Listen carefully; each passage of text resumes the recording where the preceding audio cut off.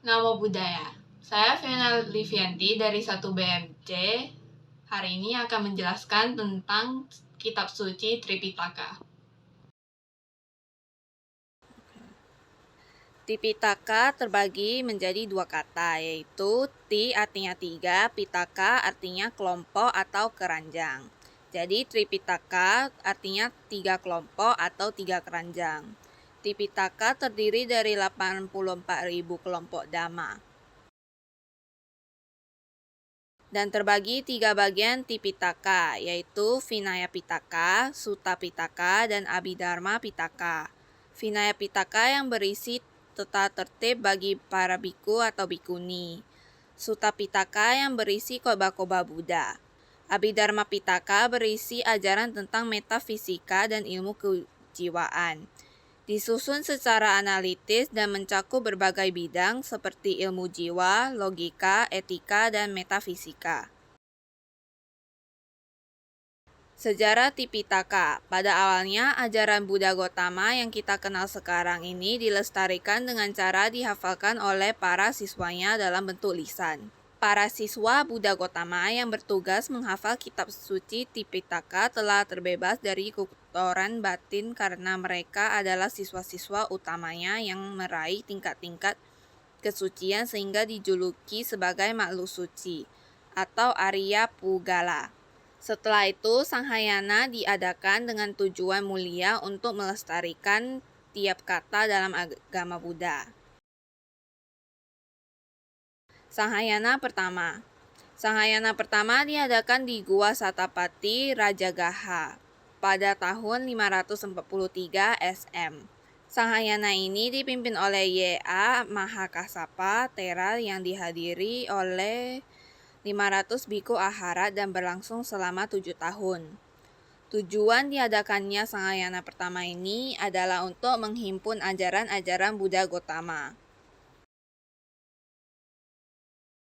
Lebih kurang 100 tahun setelah Sanghayana pertama, diselenggarakan yang kedua di Veluvana-arama, Vesali, yang dipimpin oleh Y.A. Yasatera dan dihadiri oleh 700 biku aharat dan selesai dalam waktu 8 bulan. Tujuannya adalah untuk membahas tuntunan golongan Mahasangika untuk mengubah Vinaya yang dianggap terlalu keras. Sanghayana ketiga diselenggarakan di Asokarama, Patiliputra, lebih kurang 228 tahun setelah Sanghayana pertama. Sanghayana ketiga ini dipimpin oleh Y.A. Tisamogaliputta Tera yang dihadiri oleh 1000 biksu senior terpelajar dan ahli. Sanghayana keempat berlangsung di Tuparama, Anuruddhapura, Sri Lanka, lebih kurang 400 tahun setelah Sanghayana pertama. Berlangsung Sanghayana ini diikuti 60.000 aharat yang dipimpin oleh Y.A. Mahinda Tera, yaitu putra Maharaja Asokawadana. Sanghayana kelima dilaksanakan di Mandalay, Myanmar pada tahun 1817 dan dihadiri oleh 2.400 Mahatera dan Acya terpelajar atas sponsor Raja Mandonin. Sanghayana ke-6 diselenggarakan di Mahapasana Guha, Yunggu, Myanmar pada tanggal 17 Mei 1954 sampai 22 Mei 1956. Mengapa kita harus mengacu kepada kitab suci Tripitaka? Pertama, yaitu ajaran Buddha tidak membedakan kelas atau kasta. Setelah itu, ajaran Buddha mengajarkan belas kasih yang universal. Yang ketiga, ajaran Buddha tidak perintahkan semua orang untuk percaya. Yang keempat, ajaran Buddha mengajarkan diri sendiri sebagai pelindung. Yang kelima, ajaran Buddha tidak mengajar peperangan atau ajaran Buddha melanggar penyebaran ajarannya melalui senjata dan kekerasan. Setelah itu, ajaran Buddha adalah ajaran yang damai tanpa monopoli kedudukan. Dan yang terakhir, ajaran Buddha mengajarkan hukum sebab dan akibat.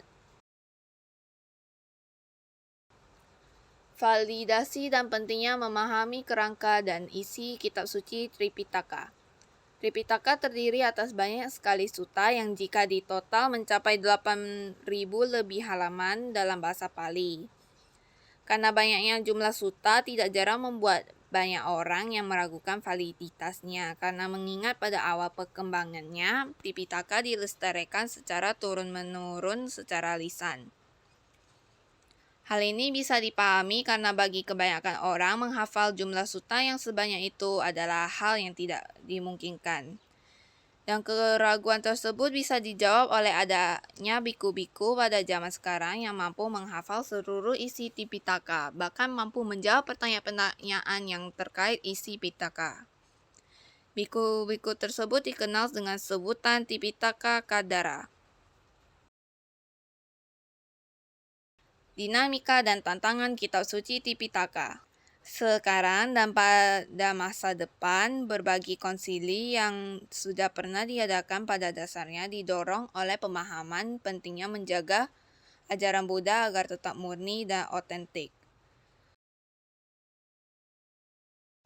Esensi dan urgensi kitab suci Tipitaka untuk saat ini dan masa depan. Mulai dari sutta-sutta yang selama ini sudah terkenal dan sering dibabarkan oleh anggota Sangha kepada umat awam dalam berbagai kesempatan. Itu saja tentang kitab suci Tipitaka. Terima kasih. Namo Buddhaya.